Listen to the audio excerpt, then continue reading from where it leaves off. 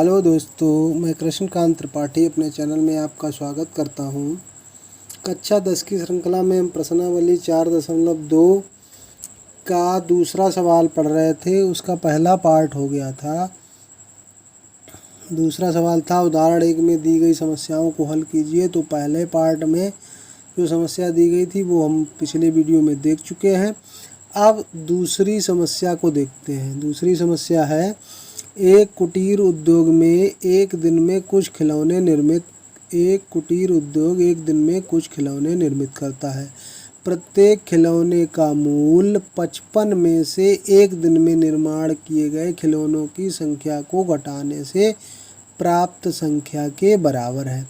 किसी एक दिन कुल निर्माण लागत 750 रुपये थी, तो उस दिन निर्माण किए गए खिलौनों की संख्या ज्ञात करें। तो देखो, इसका हल देखते हैं। माना उस दिन निर्माण किए गए खिलौनों की संख्या बराबर x मान लेते हैं। निर्माण किए गए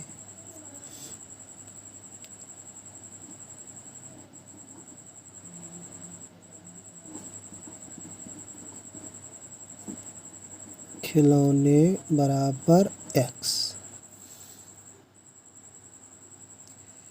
अब उस दिन निर्माण किए गए खिलौने अगर हमने x मान लिए, तो प्रत्येक खिलौने का मूल्य 55 में से एक दिन निर्माण किए गए, तो प्रत्येक खिलौने का मूल्य कितना हो जाएगा? प्रत्येक खिलौने का मूल्य, यानी कि एक खिलौने का मूल्य अगर हमसे पूछा जाए तो कितना होगा? 55 में से जितने उस दिन खिलौने निर्मित किए गए उनको घटा दिया जाए। तो हमने एक दिन में x खिलौने निर्मित किए हैं, तो 55 से x घटा दिया, तो 55 माइनस x हो गया एक खिलौने का मूल्य। अब कुल लागत कितनी है? 750। कुल लागत, निर्माण लागत है 750। अगर हम 2 खिलौने बनाएं और एक खिलौने को बनाने में 5 रुपए लगेंगे, 5 रुपए लगे तो कितना लागत लगेगी? 2 और 5 का गुणा कर दें, 5 दूना 10। इसी प्रकार हमने x खिलौने बनाए और एक खिलौने का मूल्य 55 माइनस x है, तो कुल लागत क्या हो जाएगी? x और 55 माइनस x का मल्टीप्लिकेशन कर दें तभी तो आएगा। गुणा करेंगे अंदर x का, तो 55x माइनस एक्स स्क्वायर बराबर हो जाएगा 750। एक्स स्क्वायर को उधर ले जाते हैं और 55x को भी उधर ले जाते हैं, तो एक्स स्क्वायर धन का हो जाएगा और 55x इधर धन के उधर जाएंगे तो माइनस के, और 750 अपनी जगह पे लिखे हुए हैं तो वो उधर प्लस के ही है। अब हमको 750 का गुणनखंड करना है और कितना है? उन गुणनखंडों का योग 55 हो।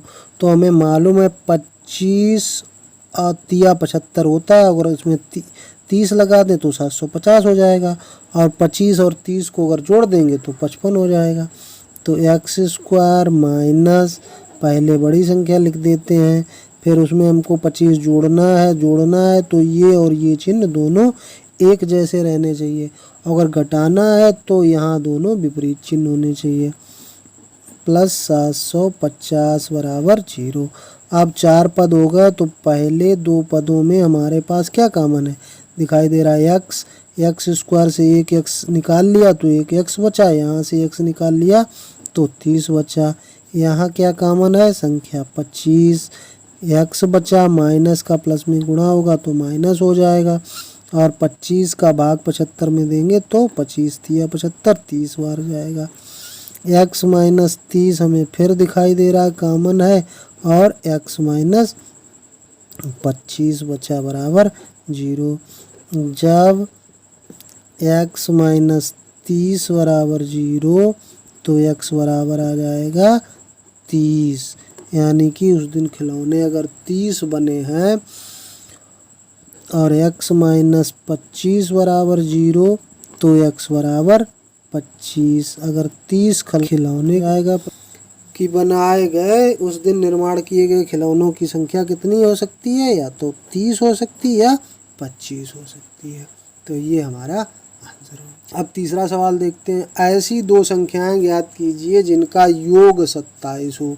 योग 27 हो, मान लेते हैं एक संख्या x हमने मान ली, माना पहली संख्या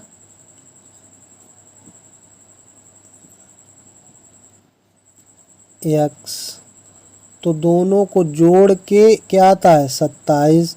अब पहली संख्या हमको मालूम है x, तो दूसरी संख्या कैसे ज्ञात हो जाएगी।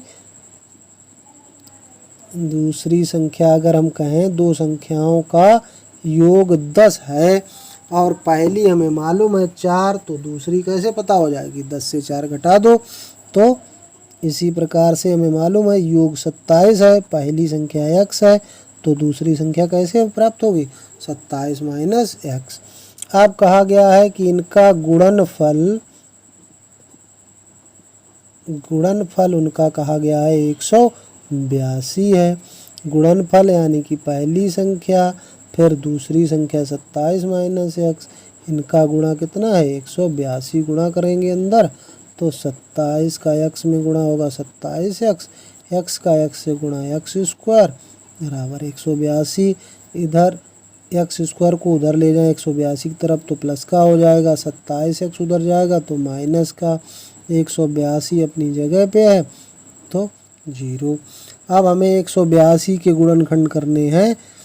अब देखो 182 लिखा है, अगर हम इसे 2 से काटते हैं तो 91 आ जाता है, और हमें मालूम है 13 सत्ते 91 होता है, 7 दूनी 14 और 13 27 हो जाएगा। यानी कि x square minus 14x minus 13x plus 182। 4 पद हो गए, x कामन ले लें इससे तो x माइनस 14 और माइनस 13 कामन ले लें तो x माइनस 14 बराबर 0। x माइनस 14 कामन ले लेंगे तो बचेगा क्या x माइनस 13 बराबर 0। जब x माइनस 14 0 होगा तो x का मान कितना हो जाएगा 14। तो अगर x 14 तो दूसरी संख्या क्या हो जाएगी 27 माइनस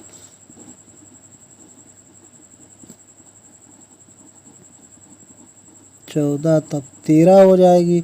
अगर x का मान 13 लेते हैं, जब x माइनस 13 बराबर 0 तो x का मान 13 हो जाएगा। तो दूसरी संख्या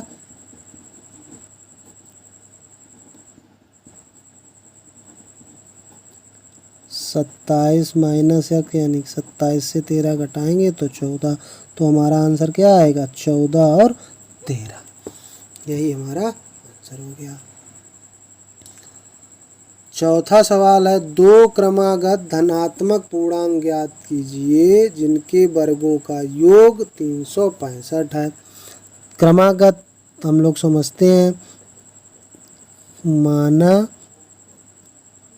क्रमागत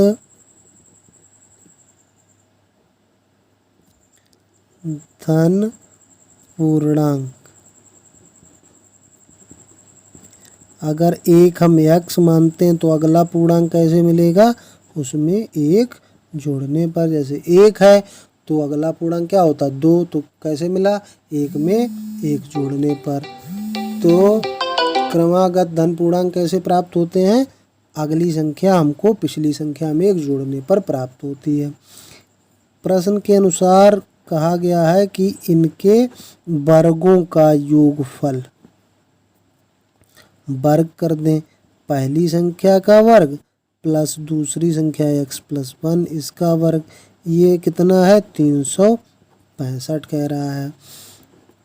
सूत्र हमको मालूम है a प्लस बी का होल स्क्वायर क्या होता है a स्क्वायर प्लस 2a और b यानी कि एक ही रहेगा, प्लस b स्क्वायर 1 का वर्ग 1 ही होगा बराबर 365। एक्स स्क्वायर हो गया 2x square plus 2x plus 1, 365 इधर लाएंगे तो माइनस के हो जाएंगे, यानी कि हमारे पास आ गया 2x² प्लस 2x। 1 से 365 घटाया तो 364 प्राप्त हुआ। 2 का भाग चला जाएगा पूरे समीकरण में, 2 का भाग देने पर 2 का भाग दे देंगे तो x² प्लस x माइनस 2 एकम 2, फिर 1 बचा 16, 2 अट्ठे 16, 2 दूनी 4। 182 के अभी ऊपर ही गुणनखंड कर चुके हैं हम लोग, तो कितने होंगे 14 और 13, और 14 से 13 घटाएंगे तो 1 बचेगा, घटाना है तो चिन्ह विपरीत होना चाहिए, यहाँ प्लस है तो यहाँ माइनस। 182 बराबर 0। x कामन, x प्लस 14 माइनस 13 कामन ले लेंगे तो x प्लस 14 बराबर 0। x प्लस 14 कामन ले लेंगे तो बचेगा x माइनस 13 बराबर 0।